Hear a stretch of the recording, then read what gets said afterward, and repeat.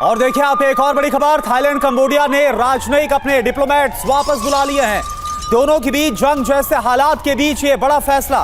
दोनों देशों की सेनाएं आपस में भिड़ी हैं और तस्वीरें भी लगातार हम आपको दिखा रहे हैं जो एक दूसरे पर हमले किए जा रहे हैं। ना सिर्फ जमीन पर यह लड़ाई हो रही है बल्कि आसमान में भी, आसमान से भी जो हमले हैं वो थाईलैंड की तरफ से अंजाम दिए जा रहे हैं। और मनीष, जो करंट सिचुएशन इसे आप जरा समझाइए, क्योंकि जिस तरह से दोनों देशों की सेनाएं आमने सामने युद्ध लड़ रही हैं, साथ ही डिप्लोमेटिक टाइज भी दोनों देशों ने ब्रेक कर दिए, तोड़ लिए।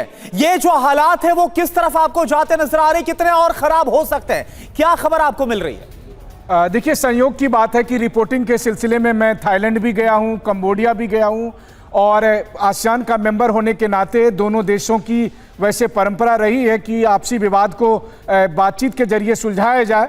लेकिन थाईलैंड और कंबोडिया में पिछले दिनों इस सीमा विवाद को सुलझाने के नाम पर काफ़ी तनाव हुआ, और इस साल तो ये तनाव चरम पर पहुंच गया जब मई में दोनों तरफ से गोलीबारी हुई, जिसमें पहले कंबोडिया के सैनिक मारे गए और फिर उसके बाद थाईलैंड का आरोप है कि कंबोडियाई सैनिकों ने जानबूझकर लैंडमाइन ब्लास्ट कराया, जिसमें थाईलैंड के सैनिक मारे गए। लेकिन आज जो जंग की शुरुआत हुई वो हुई सुबह में जो दोनों के विवादित इलाके हैं, यानी कि थाईलैंड का जो सुरीन प्रांत है और कंबोडिया का जो ओडर मेंची प्रांत है, यहाँ पर एक मंदिर है, और उस मंदिर को लेकर थाईलैंड की सेना का कहना है कि वहाँ पर सुबह सुबह कंबोडिया के सैनिकों ने ड्रोन भेजे थे, और वहाँ पर जो फेंसिंग है उस फेंसिंग के पास कई कंबोडियाई सैनिक देखे गए थे, और उस ड्रोन को जब निशाना बनाने की कोशिश थाईलैंड के सैनिकों ने की तो उसके जवाब में फिर कंबोडिया के सैनिकों ने वहां पर थाईलैंड के जो मिलिट्री बेस है उस पर फिर गोलीबारी शुरू कर दी,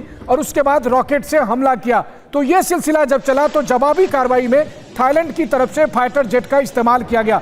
थाईलैंड का कहना है कि हमने कंबोडिया के 2 मिलिट्री बेस को टारगेट करते हुए F-16 से बमबारी की है।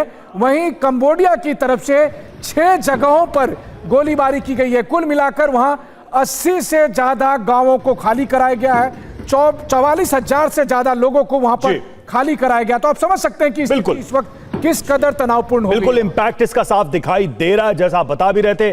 और थाईलैंड कंबोडिया में भीषण जंग शुरू हो चुकी है, ये मान लिया गया है, क्योंकि जिस तरीके से एयरफोर्स और आर्मी का इसमें इंगेजमेंट नजर आ रहा है वो अपने आप में बता रहा है कि ये फुल स्केल वॉर की तरफ सिचुएशन बढ़ गई है। आर पार की जंग का नया वीडियो सामने आया है, वो वीडियो भी हम आपको दिखाएंगे, किस तरीके से आमने सामने सैनिकों की लड़ाई चल रही है। आरपीजी का इस्तेमाल किया जा रहा है, गन फाइट यहां पर चल रही है। परविंदर जी, आपको क्या लग रहा है, ये सिचुएशन कहां जाती नजर आ रही है? जैसा मनीष बता रहे थे कि 44,000 लोग इमीडिएटली वहां से डिस्प्लेस हो रहे हैं, डिप्लोमेटिक टाइज जो है उनको बंद कर दिया गया, तोड़ दिया गया है, और साथ ही अपने अपने नागरिकों को देश वापस आने की चेतावनी भी दे दी गई है। पूरा जो सिनेरियो है किस तरफ मूव करता नजर आ रहा है, तब जबकि ये दोनों देश, मनीष ने जैसा बताया कि आसियान मेंबर हैं, बातचीत के फोरम से अपने जो साथ के मेंबर्स हैं उनकी मदद से समस्याओं को सुलझाया जा सकता है, लेकिन अचानक से दोनों देश युद्ध में कूद गए। इसका क्या है कि जो सुबह हमारे जो प्राइम मिनिस्टर है और जो डिफेंस सेक्रेटरी है उन्होंने भी जो हमारे थाई एम्बेसडर हैं कंबोडिया में उनसे भी बातचीत किया। जो पहला कंबोडिया की तरफ से अटैक किया गया वो 11:29 AM में हुआ है। जो हमारे पोथोथो का एक पेट्रोल स्टेशन है उसमें 7-Eleven था। बच्चे सुबह जा रहे थे, कामों में जा रहे थे, कुछ लोग अपने उधर 7-Eleven पे शॉपिंग कर रहे थे। जब पहला अटैक हुआ तो उनको थोड़ा हर्ट हुए हैं। और सेकेंडली क्या है कि जो डिप्लोमेसी है सबने कम से कम 50 नहीं 70 से 75,000 लोग जो हैं इनके थाईलैंड के उधर कंबोडिया में थे। कम से कम 4 लाख लोग जो कंबोडियन हैं थाईलैंड में लेबर करने के लिए आते हैं, तो वो उन लोगों को वापस बुलाया गया दोनों तरफ से।